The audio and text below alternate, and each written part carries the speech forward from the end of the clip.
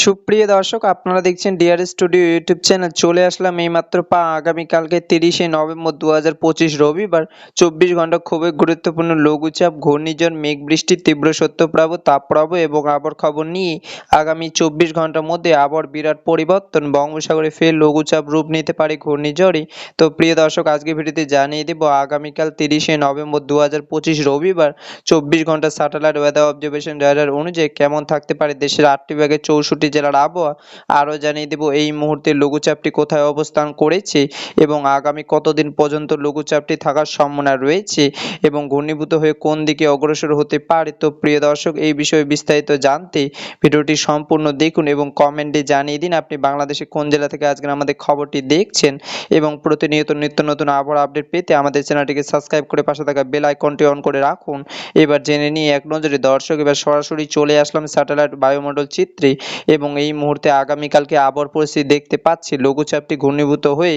দক্ষিণ পশ্চিম বঙ্গোপসাগরে এবং শ্রীলঙ্কা উপকূলবর্তী অঞ্চলে অবস্থান করেছে এবং সেই সাথে আরও একটি লঘুচাপ থাইল্যান্ড এবং মায়ানমার উপকূলবর্তী অঞ্চলে অবস্থান করেছে এবং প্রিয় দর্শক, সাগরের দক্ষিণ পশ্চিম শ্রীলঙ্কা উপকূলবর্তী অঞ্চলে লঘুচাপটি ধীরে ধীরে বাংলাদেশ, খুলনা এবং চট্টগ্রাম এবং ভারতে হায়দ্রাবাদের দিকে অগ্রসর হয়ে আগামী ২-৩ ডিসেম্বরের মধ্যে আসার সম্ভাবনা রয়েছে। দর্শক, এবার সরাসরি চলে আসলাম মেঘ বৃষ্টি স্যাটেলাইট ওয়েদার চিত্রে এবং এই মুহূর্তে দেখতে পাচ্ছি আগামীকালকে ৩০শে নভেম্বর ২০২৫ রবিবার ২৪ ঘন্টার মধ্যে দেশের হালকা বৃষ্টিপাতের সম্ভাবনা রয়েছে সিলেট, ময়মনসিংহ এবং রংপুর এবং প্রিয় দর্শক, পরবর্তী দিন ১ ডিসেম্বর পর্যন্ত দেশের কোনো কোনো অঞ্চলে বৃষ্টিপাতের সম্ভাবনা রয়েছে। তবে বিভিন্ন রাডার মডেল থেকে তথ্য পাওয়া অনুযায়ী ডিসেম্বরের শুরুতে দেশের কিছু কিছু অঞ্চলে বৃষ্টিবাহী মেঘ প্রবেশ করতে পারে এবং কিছু কিছু অঞ্চলে আংশিক বৃষ্টিপাত হতে পারে এবং প্রিয় দর্শক, কুয়াশা প্রভাব স্যাটেলাইট চিত্রে আসার পর আমরা দেখতে পাচ্ছি আগামীকাল ৩০শে নভেম্বর ২০২৫ রবিবার সকালের দিকে রংপুর, ময়মনসিংহ, সিলেট এবং ঢাকা বিভাগের কিছু কিছু অঞ্চলে এবং চট্টগ্রাম বিভাগে অধিকাংশ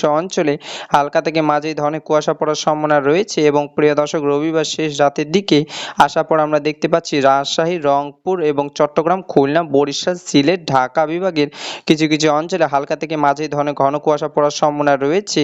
এবং প্রিয় দর্শক, তাপপ্রবাহ স্যাটেলাইট চিত্রে আসার পর আমরা দেখতে পাচ্ছি আগামীকাল রবিবার সকালের দিকে সর্বনিম্ন তাপমাত্রা থাকার সম্ভাবনা রয়েছে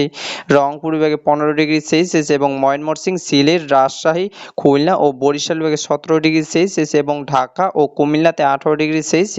এবং চট্টগ্রাম ও মহেশখালীতে ১৮ থেকে ১৯°C এবং প্রিয় দর্শক, আগামীকাল রবিবার দুপুরের দিকে সর্বোচ্চ তাপমাত্রা থাকার সম্ভাবনা রয়েছে রংপুর, সিলেট, ঢাকা, কুমিল্লা ও চট্টগ্রাম বিভাগের ২৮°C এবং বরিশাল, খুলনা ও রাজশাহী বিভাগে ১৯°C এবং প্রিয় দর্শক, আগামীকাল রবিবার শেষ রাতের দিকে সর্বনিম্ন তাপমাত্রা থাকার সম্ভাবনা রয়েছে রংপুর এবং খুলনা বিভাগে ১৬°C এবং রাজশাহী, ময়মনসিংহ ও সিলেট বিভাগের ১৭°C এবং ঢাকা ও বরিশাল বিভাগে ১৯ থেকে ২০°C এবং চট্টগ্রাম বিভাগে ১৯ থেকে ২০°C। দর্শক, এই ছিল আমার কাছে আগামীকাল ৩০শে নভেম্বর ২০২৫ রবিবার ২৪ ঘন্টা খুবই গুরুত্বপূর্ণ আবার খবর। দেখা হবে নতুন ভিডিওতে, ততক্ষণ পর্যন্ত সুস্থ থাকুন, ভালো থাকুন, ধন্যবাদ।